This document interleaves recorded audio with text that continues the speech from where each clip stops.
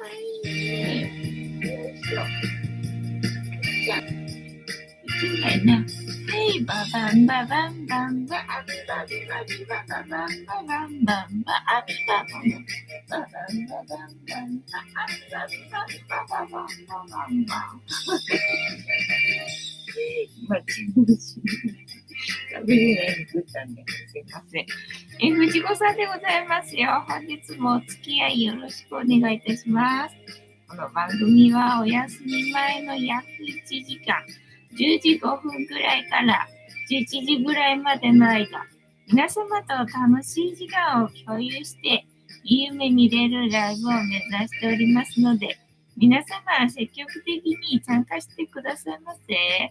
で、番組の前半はこのように、にゃんこに夕飯の残りのカリカリと、鰹節を用意しておりますので、猫の姿がそこそこ楽しめると思いますので、猫目的で参加される方は、ぜひ番組の冒頭にスマホを握りしめ、パソコンの画面にかぶりつき、息も止めて瞬きもせず、ご視聴いただくことをお勧めしておりますよ。そしてそのままくたばらないようにご注意くださいませ。ちゃんとチャンネル登録とグッドボタンを押してスパチャを投げてからくたばるようにしてくださいね。で、今画面に収まっておりますのがどうした白茶のゆりさん、茶トラのまさるくん、三毛猫のたまちゃん。白黒のくーたくん、クリアしてるな、かわいいな。画面に収まっておりませんが、グレーのぐーちゃんと、我が家には全部で5匹のかわいい猫ちゃんがおりますよ。で、5匹のかわいい猫ちゃんがいる生活ってどんな感じなのかなっていうのをちょっと楽しんでいただけたらいいんじゃないのかなと思いますよ。で、猫のことをもうちょっと詳しく知りたいよと思われる方は、概要欄のところに猫紹介してありますので、そちらを読んでいただけたらいいんじゃないのかなと思いますよ。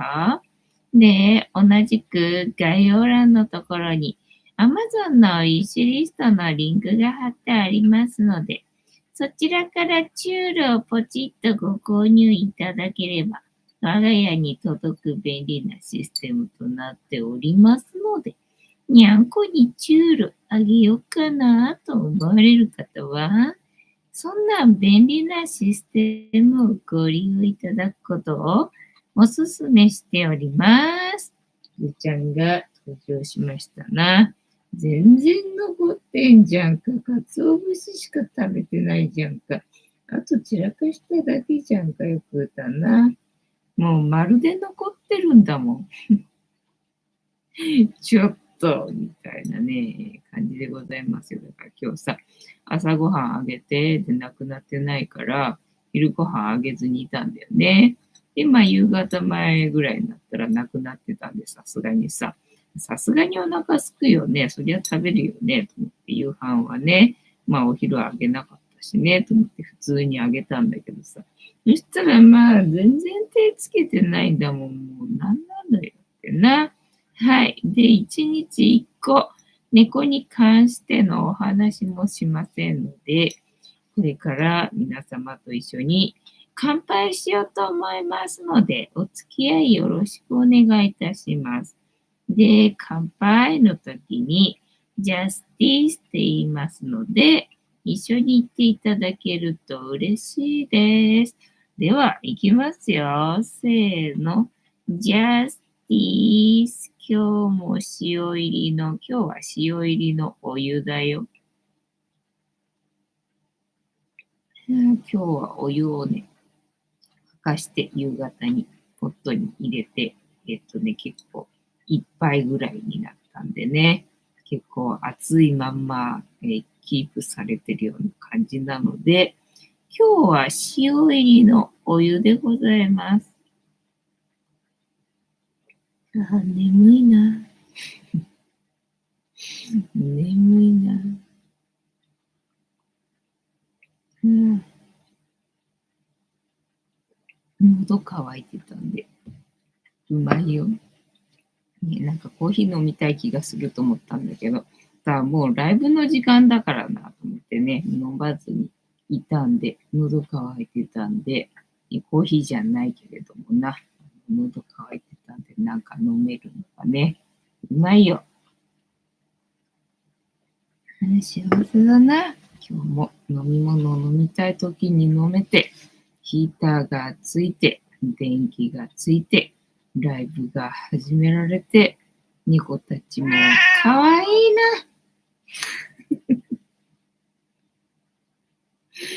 ケッタバさん、今夜もジャスティス。藤子さん、皆様、こんばんは。ボンソは。本日もお付き合いよろしくお願いいたします。アニタさん、ジャスティス。ありがとうございます。ヨッシーさん、ジャスティス。東京タワーの動画見ました。ありがとうございます。てんたまさん、昨日の疲れが残ってますな。昨日の疲れなのか何なのか、だからほっとしてなんだ、安心してっていうのかな。ね、で、今日は晴れてたんで、まあ、いろいろと結局なんかやってたんだよね。で、動画の編集もなんかね、やっててさっきまで。なんかだから目が疲れてるのもあると思うんだよね。そんな感じなんか昨日の疲れというか、なんか今日の疲れなのか。ね、昨日ちょっとね、やんなきゃいけないと思ってたことが終わって、ほっとして、みたいなね、束の間の、時間で眠くなったみたいな、そんな感じですかね。あと何の話するもう話のネタがないみたいなね。今日はなんだっけ、晴れてて、そうでさ、昨日ね、桜のフニーター持っていけばよかったみたいな話をしてたもんでさ、朝ふとさ、あ、今から作ってもまだ間に合うかななんて思って、なんかちょっとピンク色の、まあ、フニャタね、なんかあったら作りたいなって思って、ピンクの生地あるかなって思って、まあ、案の定なかったんだけど、案の定なかったんだけどというか、まあ、きなりの生地が欲しかったんだけど、きなりの生地がなくて、いや、ダメだ、これ、きなりの生地買ってこないと、新しいの今後ちょっと次作れないな、みたいな感じになってて、じゃあ、きなりの生地がないかと思って、まあ、そもそもピンクのその桜っぽい感じのな、生地がなかったんだけど、まあ、ちょこっと歯切れでね、ちびふにいた一匹作れるか、みたいな感じ。で、まあ、桜とはちょっとイメージ違うけど、まあ、ピンク色の感じが、まあ、桜って言えなくもないみたいな記事があったんで、まあ、それでちょっくら作ってみっか、みたいな感じでね。で、売れなくても、まあ、今私がインスピレーションでね、作りたいって思った時に作る欲を満たすってことができれば、まあいいや、それで OK ってことにしようと思ってな。昨日やっと売れたっつうのにさ、ちょこっとだけ。ちょこっとだけやっと売れたっちゅうのにさ、もう翌日にまた新しいの作っちゃったからな。もうなかなか在庫が減りませんっていう感じよな。かわいいな。尻尾重なってな。尻尾クロスしてな。でね、クータもいいの奥に。3匹ヒーターの前に今ね、団子になってますよ。かわいいな、にゃんこな。まあ、こんな姿もな、ヒーターがつけられるうちだからな。今のうちに楽しんでおくかって感じだな。すっかりあったかい空気は全然回ってこないけれども、みたいなね。で、今日は晴れてて洗濯したんだね。先週は天気悪かったしね、まあ、なんだかんでやんなきゃいけないと思ってることがあったんで、なんかちょっと落ち着かなかったんだよね。で、まあ、今日晴れるっていう予報だったから、まあ、明日洗濯すればいいや、みたいな感じで言ったんで、今日は洗濯しなきゃと思ってね、今日は洗濯して、で、そう、バナナ液肥をさ、作ってたんだよね。オーガニックのバナナが30%引きになってたから、それをさ、刻んで、皮の部分を刻んで、水につけといてね。で、まあ、3日経ったらね、液肥として、ガーデニングのね、野菜にあげるといいよっていうので、まあ、それでやってたんだけどさ、化学肥料できるだけ使いたくないなっていうか、まあ、キリがないなと思ってね、化学肥料を使ってたら、だから自然になんとかならんかなと思ってさ、まあそんなのを始めてたんだけれども、まあね、天気が悪かったし、あともうね、植物が全然、育つ時期じゃないっつうのかな。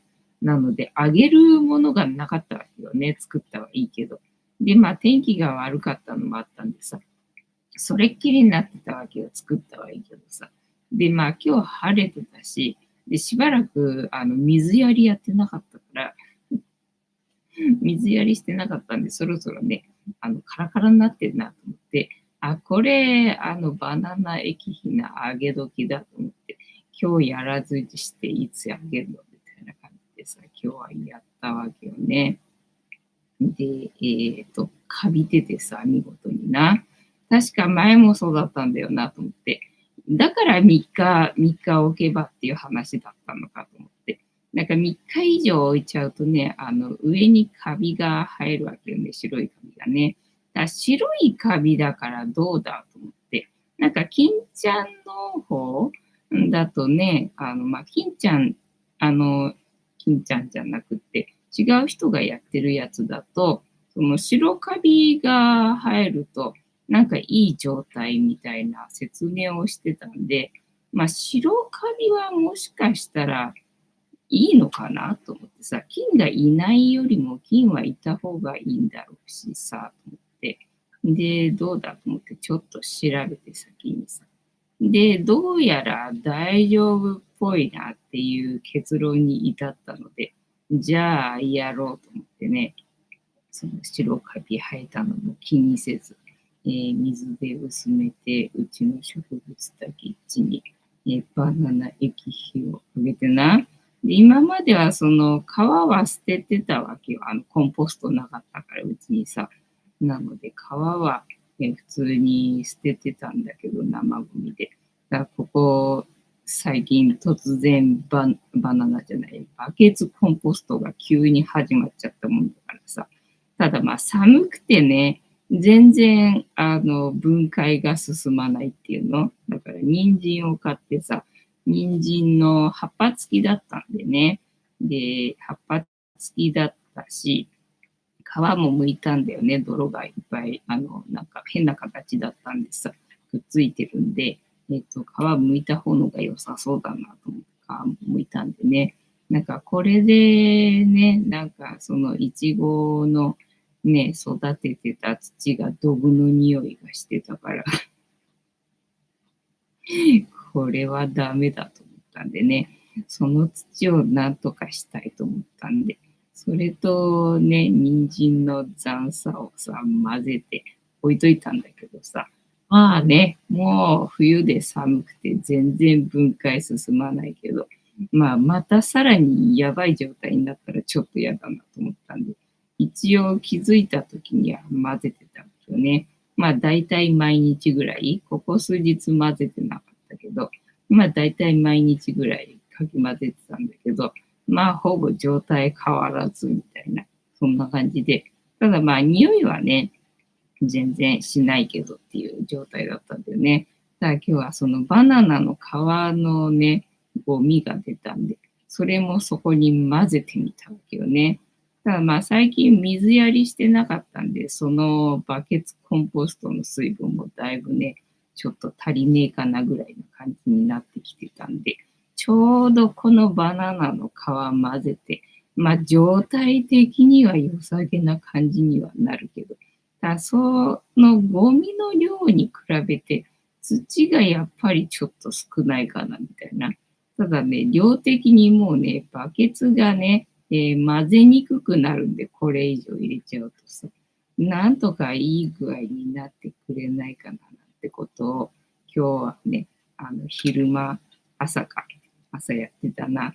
今日は風なかったのかな。だからね、あったかかったんで、日がね、当たってる間はね、あったかいんだよね。だけどもうね、午後になると、途端に寒くなるんで。で、今日も寒くなっちゃってさ、どうしようかなって思ったんだけどさ、そのピンクフニャータ作るのにさ、寒いなって思ったんだけど、まあどうしてもやりたかったんで、ね、あのヒーターをまたね、私のところに、連れてって、あっちの部屋に連れてってな、作業を始めたら、またたまちゃんがバーバー泣き始めてさ、で、あっちの部屋に置いたヒーターの前に、やっぱりグーちゃんのような状態でひっついてたんで、じゃあまあいいかと思ってな。まあ、結局、どこに置いてもヒーターはニャンコに取られるんだな、みたいな感じだったけどな。まあそんなんで、なんとか、ピンクっぽい感じの、チビフニャータを、作りましたよって感じ。まあそれで結構満足。あと今日はあれだ、ショート動画作ってたんだな。そう、ショート動画作っててさ、なんか昨日見てたショート動画で、なんかね、いちごにチョコレートをかけてるものを、ただ音楽に合わせて、なんかね、画面揺らせて撮ってるのがあるんだけどさ、なんかそれがどうやらバズってるらしいのよね。で、意味がわかんないなと思って、意味がわかんないなと思ってたんだけど、なんか猫もそれでやってんだよね。だから、じゃあそれは真似できるかなと思って。で、今日さ、朝、マチャがさ、ここのね、シーツ取り替えるのにさ、こたつどかしてさ、パソコンどかしてさ、やるんだけど、そうするとさ、マチャが怖がって逃げるんだけどさ、猫トンネルの中でね、なんだ、ウツボフジツボ何だっけね、状態で逃げてる状態がさ、頭だけね、ちょこっと出してる状態が可愛らしかったんで、まあ、それで動画撮ったわけよね、今日はね。で、そうだと思って、いちごとチョコだったら、ね、茶色いのと赤いフニャータがいるから、それで真似して撮ろうかと思ってね、急に思いついて、で、撮って、で、編集して、みたいなな。で、あと、お出かけチャンネルの方の動画もさ、二つ、作って、アップしたので、今日はショート動画4つぐらい作ったんだな、みたいなね。そんな感じよ。なんだかんだちょこちょこちょこちょこなんかやってて、で、今日パンも作ったんだ、そういえばな。結局パンも作ったんだよ。もうさ、小麦そんなあんまり続くの良くない気がすると思ったんだけど、でももう寒くてな、なんかもうこの寒い時にね、なんだ、ホームベーカリー使うのが一番正しい使い方なんじゃないかと思ってな。結局、今日もね、で、またお腹が空いた時に食べるものがなかったんでさ、パンいいや、また作っちゃえと思ってね、またしても作りましてっていうね、感じ。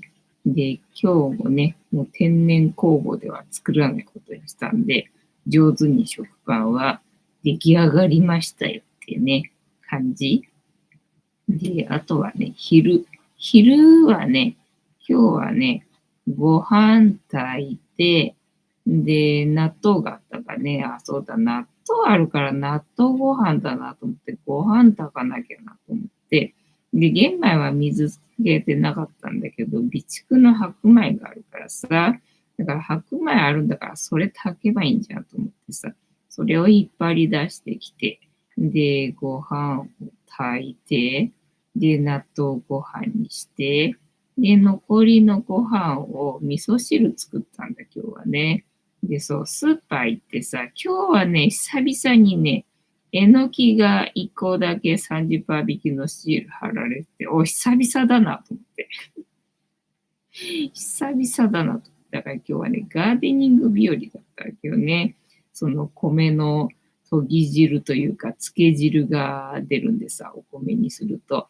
だからそれを植物にあげるわけよね。で、あとは、なんだったっけ、味噌汁作って、あ、そうそう、えのきな。えのきの、軸のところについてるのがどうやらさ、なんだっけ、糸状菌らしいんだよね。で、糸状菌をプランターに増やしたくて、今頑張ってる最中なんだけどさ。で、どうも今のところはうまくいってなさそうな兆しなんだけどさ。もうちょい、もうちょいこのね、市場金を足してやれば、なんとか優位に働いてくれないかなと思ってね。できるだけ、えのきを見つけちゃ、その市場金のところをね、プランターに投入したいと思っているんだけれども、最近なかなかね、キノコ類がね、安くならないっていうのかな。その30%引きのシールがね、貼られなかったわけよ。今日久々に会ったんで、お、見っけたと思ってな、買ってきて。で、玉ねぎもね、30%引きのシール貼られてたんで、2個入りの玉ねぎがね。で、それ持って帰ってきてじゃないよ、万引きだな。買ってきて、で、今日は玉ねぎとえのきの味噌汁にしたけどね。で、それがさ、やったらうまくて、うまいなと思って。なんか久しぶりに玉ねぎ食べた気がする。久しぶりに玉ねぎの味噌汁ね、なんか食べた気がすると思って。なんか久しぶりに食べたら、あ、やっぱうまいなと思って。そっか、玉ねぎ甘くなるから、甘いのをうまいと感じているわけか、俺は、と思ってな。なんか玉ねぎの味噌汁うまいなと思って、やったらうまいなと思って。だからご飯入れておじやにしてね、かさ増しして、それで夕方まで持たせる気だったんだけど、昼でペロッと食っちゃったんだよね。昼でペロッと食っちゃって、で、あとやばい食べるもんないなと思ったんで、いいや、パン焼いちゃえ、みたいな。なんかそんな流れになったんだな、それな。ね、てんたまさん、ピンクのフニータ連れてお花見動画ですか？そうだよね。そうだよね。だからでっかいフニータが、ピンクでな、作れたらいいのになって思ったんだけどね。なんか、それは記事がなかったな。ねえ、てんたまさん、うつぼ猫、そう、うつぼ猫のね、まーちゃんがさ、可愛らしいわけ。あれ、まーちゃんどこ行ったと思ったらね、あそこから顔出してるわけ。いつもな。それが、可愛らしいんです。それをね、今日は撮りましたっていう感じ。まいさん、こんばんは。暴走は本日もお付き合いよろしくお願いいたします。てんたまさん、まいたけ好きですけど、見切り品は足が速いからな。ああ、そうだね。だからすぐに使う時だったらっていうことだろうね。私は大概すぐに使う時しか、スーパー行かないから、なんもないな。なんもないな。しょうがない。スーパー行くか、みたいな感じで行くんでね。どうせすぐ食べるんで、全然問題がないんだけど、買いだめというか、買い置きのね、するようだと、キノコ類はな、割引のはもうすでにね、傷んでるというか、なんかね、臭い感じになってるからね、早く使わないとって感じよね。てんたまさん、まいさん、こんばんは。よしさん、玉ねぎ入りお味噌汁は、玉ねぎの、見えない。甘さが出て、甘いので大好きですね。そうなんだよね。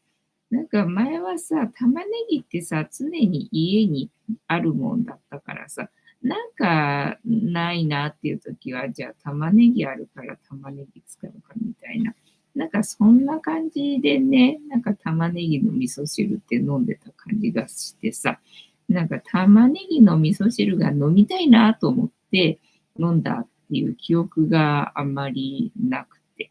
で、今日もまあ別に玉ねぎの味噌汁が飲みたいなっていうわけではなかったんだけど、なんかね、玉ねぎとじゃがいもの味噌汁が飲みたい時があって、で、その夢を叶えずじまいでいたんで、ずっとね。なんかね、その30%引きのシールがここのとこずっとね、貼られなくってさ。で、農協でもさ、玉ねぎとじゃがいもは売ってないのでね、だからスーパーで買うしかないんだけど、なんか30%引きのシール貼られてないなと思って、で、作ってなかったんだよね。で、今日は久々に玉ねぎも30%引きのシール貼られてたんで、お、これは買いだと思ってな。じゃがいもはないけど、まあ、えのき買ったからな、これで味噌汁にすればいいかと思って飲んだら、まあ、うまいんだよね。うまいんだよね。なんでこんなうまいんだろうな、なんて思ったんだけど、あ、そうか、玉ねぎな、甘くなるからかってさ、思ってね。で、あっという間に食べちゃったけどね。で玉ねぎもさ、まあ2個入りなんで、明日用に取っとけばいいのにさ、明日用に取っとけばいいんだけど、結局夕方、夜、口寂しくなって、なんか食べたくなんだよね。で、なんか食べたくなるのにさ、変なもん食べるのはあんまりちょっとあれだから、まあ、だったら玉ねぎ食べればいいかと思ってさ、結局玉ねぎな、刻み出してさ、で、ほら、この前さ、ヘンテゴリンサンドを作るためにさ、マヨネーズ買ってきたじゃんか。で、あ、そっか、うちに今マヨネーズなんだよなと思って、あれ使っちゃわないとあれなんだよなっていうふうに思ったんでさ、そうだ、今日はマヨネーズがあるから、そう。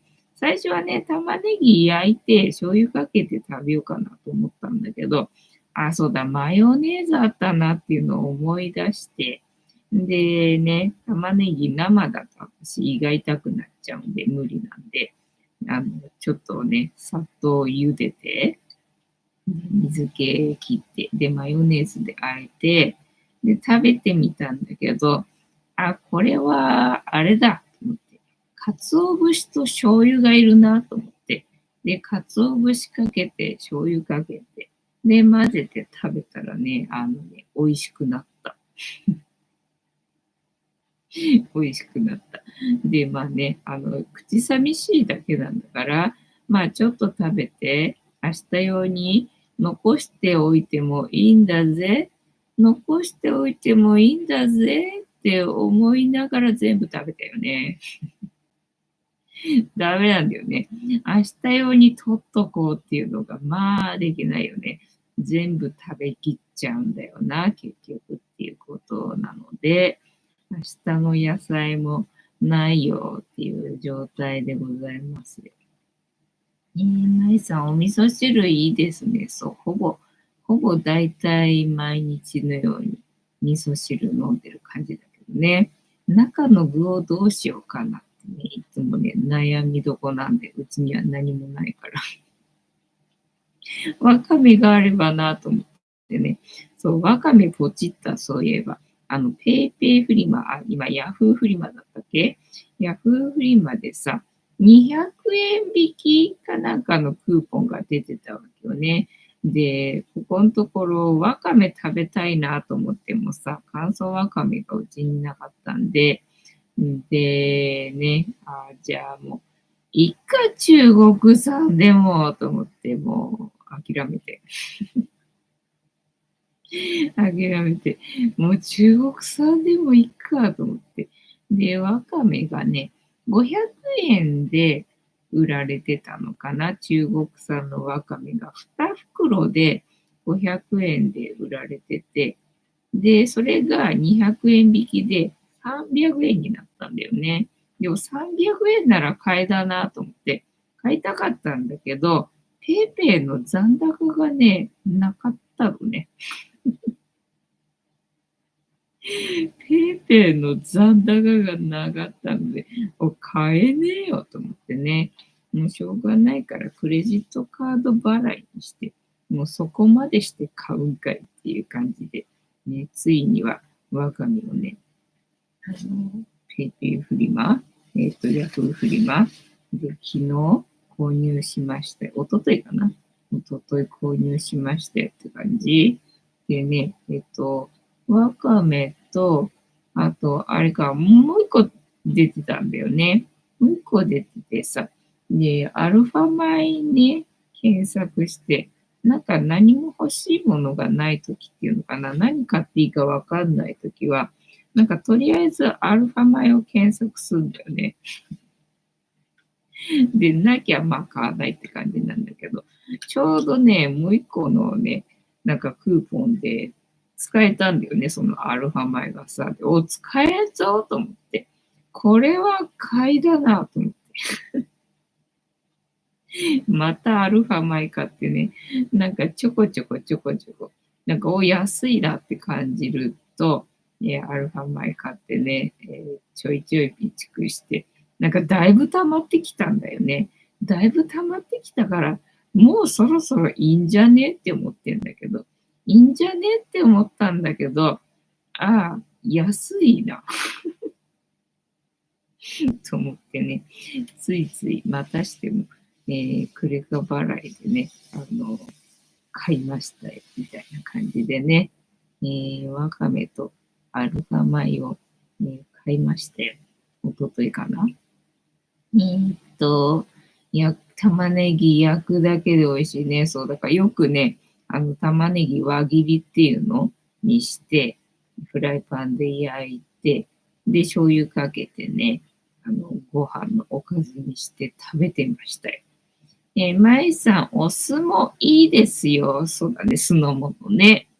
ただ、玉ねぎ胃が痛くなっちゃうから、生だとね、茹でてからって感じな。てったまさん、野菜がない。そう、野菜が、毎日野菜がね、その味噌汁に入れるのに野菜がないと思って、わかめがあればと思ったんだけど、わかめもないし、食べきっちゃったし、みたいなね。そんな感じ。カニタンさん。今日は豚汁の豚の代わりに鶏肉で作りました。へえ、あ、そうだな。味噌汁で鶏はあんまり記憶にないな。なんか鶏入れるんだったらスープにしちゃってる気がするな。鶏を入れた場合ってどうしてたっけ？なんか白菜のスープだな、私が取り入れるときな。だから味噌汁に鶏ってあんまり記憶にないな、そういえばな。天玉さん、わかめは、なるもんさん。多分違うな。なんて読むかわかんないけど、あるよね。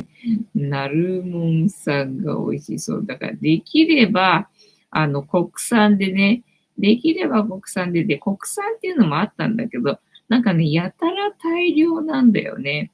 なんかやたら大量で、まあ国産だからどうしようかなってね、散々悩むんだけど、ただね、どこ産だかわかんないのね。国産としか書かれてなくて、どこ産だかわかんないで、なんかね、なんか量も多いし、怪しいなと思って。これ中国産よりもなんか怪しいなと思って、ちょっとそれも変えず、だったら中国産の方のがなんかいいかなみたいなね、気がして、で、妥協して中国産のワカメ買ったんだよって感じ。だから今まで大概、国産のそう、なるとね、漢字読めなくてごめんなさい。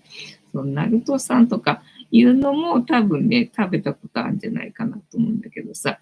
で、なぜかっていうのかな、三陸産のわかめがさ、安いんだよね。で、三陸産のわかめが多いわけよ。だからまあ多分わかめの産地だっていうことではあるんだろうけど、おそらくあれは汚染されてると思うんだよね。なので、ちょっと、避けてるっていうのかな。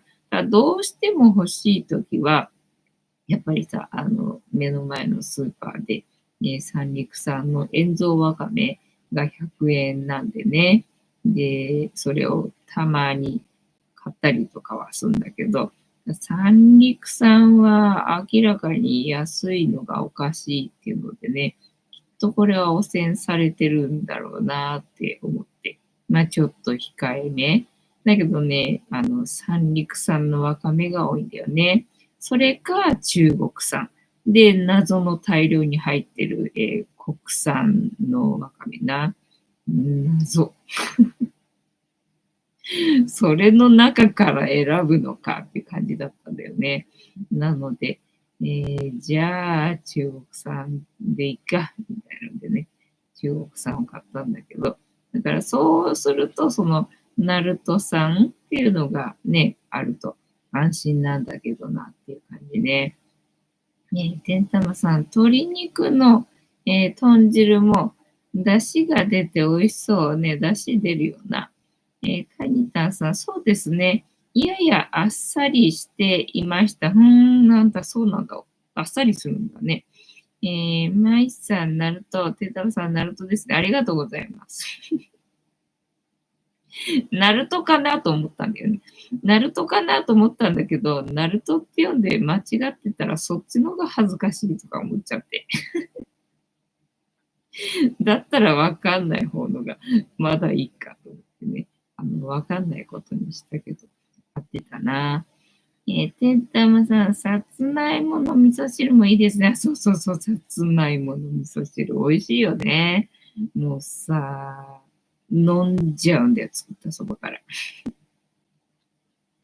鍋いっぱいに作って、で、これで夜まで持たそうと思って作るんだけどさ。もうね、作ったそばから全部食べちゃうんだよね。やばいよ。やばいよ、さつまいもの味噌汁な。まあ、さつまいもがさ、また安ければ別にいいんだけど、今、さつまいもがね、安くないんだよね。まあ、私の行動範囲が良くないのかもしれないけどさ、私の行動範囲でさつまいもがね、安く手に入るところがね、ないわけですよ。1本、税抜きで158円かなんかなんでさ、そうすると消費税が入っていくらなのか知んないけどさ、だいたい200円近くするわけじゃんかって思うとさ、なんか、っていうさ、100円だったらまあ、たまには買うか、みたいな気にはなるんだけど、ね、約200円って考えるとなんか、っていうね、食材なんだよ、最近な。で、じゃがいもはさ、皮むくのさ、寒いからさ、辛いし、辛いし。で、じゃがいもね、まあ、皮むかれてるのも最近売ってるんだよね。ただ、皮むかれてんのってなんかどうも美味しくないんだよね。で、まあ、美味しくないし、あとは変な液につけられてるんだろうからさ。そう考えるとね、だったら皮しょうがないから剥いた方がいいかなとかさ、なんか考えちゃって、なんかめんどくさいからこのパックのね、剥かれてるやつ、買っちゃおうかな、どうしようかなとかも思うんだけど、ただそれも別に特別安いってわけじゃなくて、じゃがいも買ったのと同じぐらいの金額なんだよね。だからまあ皮むく手間を考えたら同じ金額で手に入るんだったら、剥いてある方のがね、楽っちゃ楽なんだけどさ、まあ変な液に多分つけられてんだろうと思うとな、しょうがないから手間を、惜しまず皮剥くかとかね、散々考えてあげて結局どっちも買ってこないみたいなね、ことになって。で、最終的にはかぼちゃの冷凍のかぼちゃでいいやっていうのでね、冷凍のかぼちゃで味噌汁にしてな。それはそれでまたうまいんだよね。またそれも食べちゃうんだよねって感じ。かぼちゃの味噌汁と玉ねぎじゃない。わかめの味噌汁がね、まあ好きなんだよねっていう感じ。さつまいもうまいよな。さつまいも、じゃがいも、里芋もうまいよ。やばい。止まらない。てんたまさん、高いですな。高いでしょ大吉さん、藤子さん、皆様、こんばんは。暴走は本日もしぶとくやっておりますよ。てんたまさん、大吉さん、こんばんは。ちゅうわけで、本日もタロットカードタイムでございますので、78枚の中から1枚引きまして、今の私たちに必要なメッセージいただこうと思います。で、このシャッフルは皆様のストップの掛け声で止まりますので、ご協力よろしくお願いいたします。この前ほら、ゆりたんがさ、タロットカードぶちまけたからさ、78枚の中からとかさ、まあ昨日も言ってたと思うんだけどさ、1枚転がってたんだよね。1枚転がってたんで、昨日は78枚とか言いながら、77枚の中からね、さ、シャッフル、1枚引いたみたいだよ。ね、間違いだらけで、申し訳ございません。大樹さん、こんばんは。なんかお腹空いてきちゃったの。お腹空いてきちゃったの。今日も散々食べたっちゅうのにな。はい、というわけで、大樹さんから LINE でリアストップいただきましたので、ここから6枚置きまして、7枚目のカード、今の私たちに必要なメッセージいただこうと思います。で、いきますよ。せーの。1、2、3、4、5、6、で、7枚目のカード。本日はこちらでございます。せーの。じゃじゃん。おっと、またダイアルカナだ。ダイアルカナ続きますね。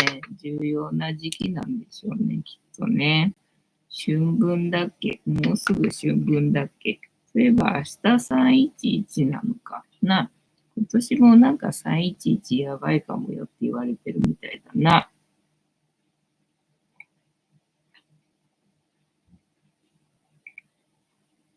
ねえ。で、あれか、千葉でなんか備蓄が流行りだしたんだっけ？なんかね、品薄になってるみたいな、なんかヤフーニュースのあれ、見出しかなんか見た気がするな。これ、釣られた男。釣られた男の、今日は逆位置かな？逆位置ですね。釣られた男、逆位置。と、途中からできる。これなんだ。あ、そっか、長いんだよな、これな。長いから違うの、これ。はい。タロットカード、吊るされた男。基本意味。吊るされた男は抵抗できない状態を表すカード。抵抗できない状態を表すカード。なんで2回言うんだ。逆さに吊られている男は、一つ前の正義の段階で罰を受けるジャッジを下された。その判決を受け入れた心には静けさが訪れています。だからこそ不自由な体制にありながらも、平穏な表情を浮かべているのかもしれません。冷静に自分の過去と現在を見つめ、新たに生まれ変わろうとしています。また12にナンバーを持つ、カード、吊るされた男は、実力以上は求めず、等身大の自分を認めるエネルギーを宿しています。左右に伸びる枝、過去から未来へとつながる時間、枝に茂る葉、生きるエネルギー、赤いタイツ、次のステージに進む情熱、青い服、冷静沈着、男に刺す五行、自己犠牲、悟るための知恵、吊るされた男の意味とキーワード、逆位置、手放す。思い込みや自分の中のデフォルトを手放せば、その先にはもっと広い世界が待っている。吊るされた男の逆位置の意味は、自分自身を縛っていた思い込みや呪縛から解放されて、自由に想像を広げることができます。ただ、これまでの自分にこだわるともがき苦しむ可能性も。逆位置キーワード、解放、ジャンプアップ、無双、新たな視点、方向転換、現状が辛くてもがく、もどかしい気持ち、悩み別読み解きで、恋愛、別れが自由をもたらす。仕事、見返りを期待しないと決める。対人、不要な人は離れていく。決断、自分を解放すれば道が見えてくる。吊るされた男を人物やキャラクターに当てはめて読み解く逆位置。苦労をする覚悟がない。はい、ありません。中途半端な人。はい、よく言われます。悪あがきを最後までするタイプ。はい、諦めが悪いです。被害者意識が強く、少しでも傷つくと騒ぎ立てる。はい、お騒がせしております。タロット深読み。釣られている男は足を4の字に組んでます。4は安定を意味する数字。自分に課せられた使命、与えられた宿命を受け入れれば、心は自然と落ち着いていくものなどだと。吊るされた男のカードは教えてくれるのです。ありがとうございます。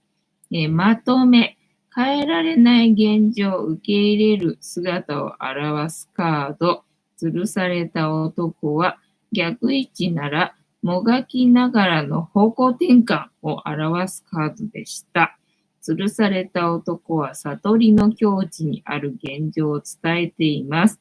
逆位置の場合は自分自身を縛っていたものが何なのか、見極めましょう。自分の観念でしょうね。はい。というわけで、本日のタロットカードの意味調べるの会は、吊るされた男の逆位置なので、もがきながらもね、そこから解放されていくみたいなことだったのかな。はい、よかったね。よかったのか。楽しんでいただけてたら幸いでございます。てんたまさん、震度4が続いてますからね。やっぱり震度4なんだな。4が流行ってんだな。安定の数字が流行ってるんだな。ね、なんだっけ。スリップステップスリップステップなんだっけなんか、滑ってるんだっけそれはね、なんか、竜が押さえてるらしいね。竜が押さえてて、で、それがね、痛いらしいんだよね。と思ってさ、なんか痛いんだけどね、頑張ってるみたいなね、こと言ってたかな。で、そう。で、能登半島の地震な、あれはちょっとね、不謹慎に聞こえるかもしれないけど、あれの地震があったおかげで、日本の水脈っていうのが、枯れ始めてたんだってね、枯れてて、もうやばいっていう状態にね、なんかなってたらしいんだよね。それのおかげで、うわーってその枯れてた水脈に水がダーって入ったんで、それでなんとかね、命取り留めたみたいな、なんかそういう状況にね、なったらしいんだよね。そういう意味があったよっていうので、そうなんだなと思って、日本ね、ボロボロだって子供たちがさ、ね、体内記憶のある子供たちが、日本はボロボロだからね、大変なんだってね、みんな言うらしいんだよね。で、ボロボロなのかと思って、全然なんかわかんないけどと思ったんだけど、そういう話をね、また別の人がそういう話はしてたんだけどさ、なんかね、総合的にいろいろ話聞いてるとさ、そうなんだなと思って、日本今ボロボロなんだなっていうね、感じがしてますね。ね、てんたまさん、今日のカードも4、そう、結構4、出るでしょっていうかさ、私がよく見るんだよな。4をね、よく見るんですよ。カニタンさん、スロースリップ、そう、多分それのことだと思う。それはなんか竜が押さえてるらしいんだけど、それがね、なんか痛いらしいんだよね。そうなんだと思って。ね、ありがとうございますっていう感じよね。あとは、何だったっけ何だったっけまいさん、たつ年だからね、そうそうそう。ね、たつ年だからね、竜がやっぱりね、すごい頑張ってるんだっていう話だったよね。で、そう、だからドラゴンボールのね、鳥山明さんがね、辰年に亡くなるっていうのも、なんか意味があるんじゃねえかっていうふうにさ、おととい、ピッキングしながら聞いてた動画の人が言ってたけど、ああ、確かにそうだなと思って、なんかね、みんな悪い意味でさ、1111捉えるんだけど、ああ、なるほど、と思って。だから、辰年にね、なんか代表されるね、漫画を描いてる人がさ、辰年に亡くなったのは、そりゃなんか本望なんじゃねえかな、なんて私はなんか思って、ちょっとね、納得がいったというか、まあまだね、いろいろ作品作ってる途中ではあったのかもしれないけどさ、ね、魂的には自分の死ぬ時期は決めてきてるわけだからさ、なるほどな、じゃあ、辰年を選んでこの人亡くなったんだな、なんて思って、納得がいったんだけど、ゆりたんはどこに行くのかな、そんな隅っこで、されると、えっと、困るんですけど、戻ってきてください。はいね。そんな隅っこでされたら、なんですけど、2回言ったよ。舞さん、タス年だからねって言うんだっけ。てんたまさん、そうなんですね。ね、そうらしいよ。何がそうなのかわかんないけど。わかんないけどな。なんか、ああ、そっか、と思って、ドラゴンボールだから確かにな、と思って、ね、辰年になくなるなんて、つって、なんか言ってたけど、ああ、そっか、だからなくなったんだって、私はなんかね、納得したんだけどね。あとは、何の話があったかな。明日は311でございますね。はい。かわいいね、ゆりちゃんね。いい子だね、ゆりたんね。あとは、何の話があったかな。今日は、ヤフーニュースでも見ればいいですか。と、何があったかな。息子犠牲震災前13ヶ月の幸せ。ね、あ、そう、今日そういえばさ、なんだっけ、岸田首相の替え歌、キャンディーキャンディーの歌を替え歌にして、キッシーキッシーっていう歌にしてる動画があったんだけど、それがね、うまくてさ、面白かった。替え歌がうまくてね、面白かったよと思ってね、すげえなって思いましたね。で、そういう楽しみもあるんだなと、感心いたしまして、もし知らなかった方ね、いらっしゃったら、替え歌で、キャンディーキャンディーの替え歌でね、キッシーキッシーっていうのが、面白いので、よかったら、見てみてくださいみたいな。任天堂映画マリオ新作を制作。あ、映画マリオってあるんだな。ルイージはそれは出てくるのかい。あ、千葉で買いだめぞ。店は悪循環警戒。悪循環つってもな、そもそももう物流がね、ボロボロになってきてるからね、ちょいちょい買っておいた方がいいんじゃないのっていうね、感じ。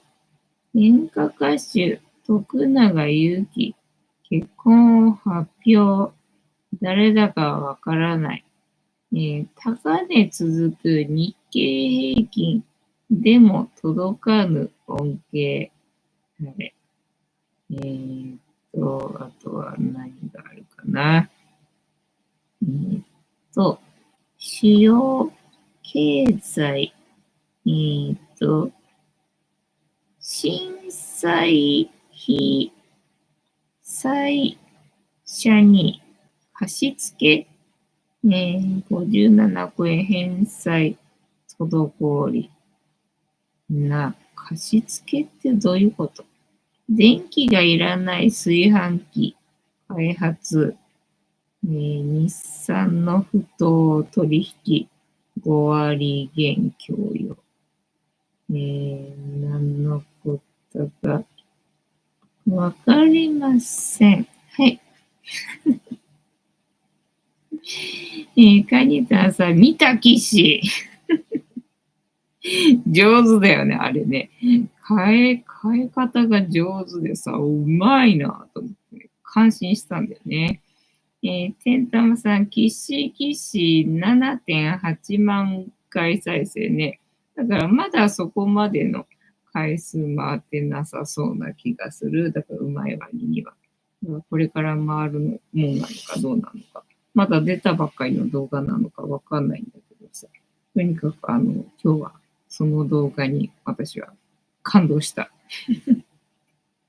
すごいいろんなところで才能ってね、発揮できるもんなんだなとね、感心いたしました。てなわけで本日も竹縄ではございますが、いいお時間になってまいりましたので、そろそろお開きにさせていただきまして、調子が良ければ11時ぐらいまで毎日のようにやっておりますので、お時間合うときはお付き合いいただけると嬉しいです。で、私の人生の目的は、私の笑顔で私とみんなを幸せにすることですので、チャンネル登録がまだの方はチャンネル登録とグッドボタンを押してガチャを投げついていただけると私が笑顔になりますのでよろしくお願いいたします。あと、ご無理でなければお友達へのシェアもよろしくお願いいたします。猫の姿が物足りなかったよって方は、このチャンネルには猫の動画がいっぱいありますので、そちらを全部見といていただけたらいいんじゃないのかなと思いますよ。てなわけで本日もお付き合いありがとうございました。次回も見てくれるかな？はーい、いいとも。じゃんけんぽい。はい。ではでは、いい夢見てね。おやすみなさい。バイなら。